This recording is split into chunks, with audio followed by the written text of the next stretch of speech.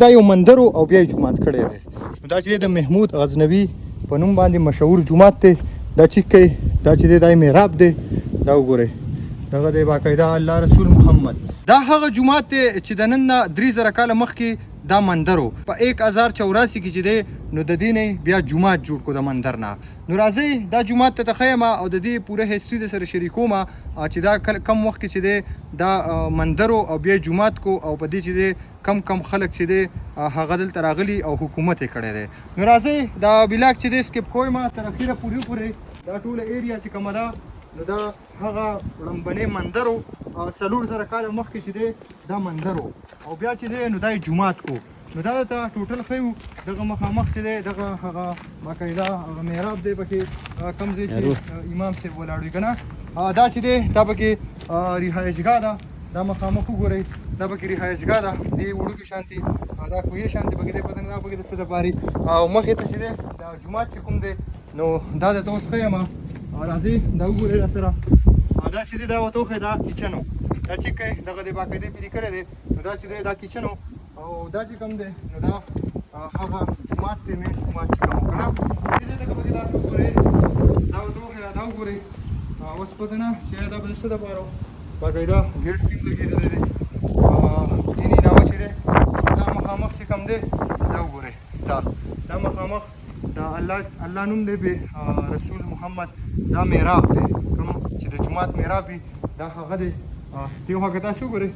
دا هغه سټوپه شانتې ده که نه. 4000 کاله مخکې دا مندر و او بیا چې دی په 1084 کې چې دی نو د دې نه جومات جوړ کړو. 4000 کاله مخکې چې دی دلته ایرانیان راغلي وو هغې دلته حکومت کړی و. د هغې نه بعد سکندر اعظم دلته کې راغی او سکندر اعظم چې دی دلته کې دا ټول خلک چې کوم نو هغې مکمل تراش کړو او هغه چې تراش کړ هغې نه بعد ایران په سیټ باندې لاړو او دې په دې منځ کې ته دا ځای هم دې ته به وګورئ دلته به د قرآن سبق چې دی هغه ویل که نه. د سکندر اعظم چې کله دلته راغی او دې تراش کړ مکمل مرداران یې کړ او د دې ځای نه د ایران په طرف لاړو. د هغې نه بعد چې دی بیا دلته بودیشت رالل. بودیشت چې کله رالل دلته هغې چې دی باقاعده ښه ډېر وخت حکومت کړی دی. دلته یو غټه قله ده بره نو دا ایریا چې دی په دې ټول باندې هغې حکومت کړی دی. د بودیشتو نه بعد دلته بیا کم چې ګیرا کاپیر و راجا ګیرا کاپیر نو دا چې دی دا یو ډېر ظالم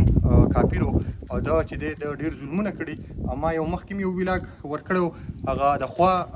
خوا شهیدانو چې کومه مقبره ده نو په هغې کې چې کوم خوا شهیدان چې ورته وایي نو هغه چې دی د مور د غېږې نه به یې ماشومان راغیستل او دا دی چې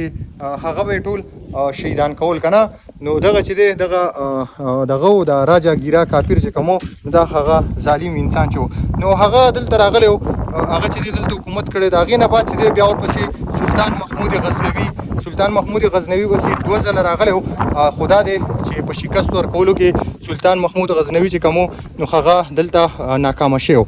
دا ځای چې پکې دی دا وګورئ سټوډنټ روم دا چې دی کوم چې دلته طالب العلم و نو هغې رهایشګاه و دا که نه. دا ته خیمه او باقاعده زه به د دې سره تاسو ته هسټري هم د دې بیانوم که نه چې د دې هسټري چې دی هغه څه وه. محمود غزنوي د ګیرا کاپیر نه بعد راغی او دلته چې دی 2 ځله خپل کوشش وکړو او ګیرا کاپیر له د شکست ورکولو. خدا دی چې هغه له شکست ورنکړو ولې چې دا ډېر دا دلته یو قله هم و که نه بره قله ده نو دا یو ډېر اوچت ځای دی او دا چې په کم ځای باندې ده نو دا غر چې کم دی دا بره غر نو د دې هغه طرف چې دی مکمل پلین دی مطلب دا چې څوک نشي راختې او دا طرف چې دی دا د راختو دی. دغه مخامخ چې دی کم دغه د سوات سیند دی نو د دې چې دی دغلته یو ګیټ و یو اخوا یو غر دی پای باندې یو ګیټ و د دې قله که نه. نو دا چې دی دا یو ډېر غټ د عبادت مرکز هم ورسره او د هغې نه علاوه چې دی مطلب یو غټه قله هم و که نه. نو کله چې محمود غزنوي راغی او 2 ځله کوشش وکړو خو ناکامیابه شو په شکست ورکولو کې. او په 3م ځل باندې چې دی محمود غزنوي یو وراره راغی او یو چې دی زوی راغی په 3م ځل یو ورسره چې دی پیر خوشحال غازي بابا چې کوم دی نو یو ورسره هغه راغی او په 3م ځل باندې چې دی ګیرا کاپیر چې کوم نو هغه له باقاعده شکست ورکړو او د دې ځای نه وزغلولو. نو بیا چې دی په 1984 کې چې دی نو دا مطلب د دې نه بیا جومات جوړ کو. لکه په دې په وخت کې چې دی تقریبا 2000 کاله تیر شو چې لکه دلته باقاعده دا ګیرا کاپیر چې کوم او بودیشت چې کوم هغې نه مخکې چې کوم خلک دي دلته ښه باقاعده ښه ډېر وخت چې دی حکومت کړی. په 1048 کې کوم چې د محمود غزنوي وراره راغلی او زوی راغلی نو هغې چې دی دلته کې او پیر یو چې دی پیر خوشحال غازی بابا نو هغې ولې شکست ورکړو دې ځای نه وزغلول په دې کې چې دی پیر خوشحال غازی بابا چې کوم هغه پکې دلته شهید شوی دی د هغه هم لاندې چې دی قبر دی هغه کوشش وکړم هغه راته هم بیا وښیم هغه پکې دلته شهید شو د هغې نه بعد چې دی بیا په 1048 کې چې کله د دې مندر نه جومات جوړ کړو دا اوس جومات دی نو بیا دلته چې کوم مسلمانان به پاتې کېدل نو په هغې باندې چې دی دلته عذاب راغلی عذاب چې پرې راغی نو هغه پکې هم شهیدان شو او د هغې نه علاوه چې دی دا جومات چې کوم و دا پکې هم شهید شو ولې چې دا غر پې داسې راغلی او دلته لاندې چې کوم دی نو لاندې باقاعده آبادي ده ښه ډېر کورونه هم وي رهایشګاه او لکه ډېر قسم ځینو نو هغه ټول چې دی هغه پکې پټ شو لا چې دی اوس هم پټ دي په دې ایریا کې ډېر آبادي پټه ده که نه لا ښکاري هم نه کله چې په دې باندې عذاب راغی او دا جومات هم شهید شو دلته چې کوم مسلمانانو هغه هم شهیدان شو د هغې نه بعد چې دی بیا په 1984 کې چې کوم ایټلي والا دي چې کوم دې کې ماهرین دي هغه راغلل او دا جومات چې دی دا یې دوباره راښکاره کړو او دا زیات آبادی چې کوم دی نو دا ټولې دوباره بیا راښکاره کړو نو دا هغه جومات دی کوم چې محمود غزنوي په نوم باندې مشهور دی نو دا هغه جومات دی د دې پوره هسټري ما تاسو سره شریکه کړله د دې نه علاوه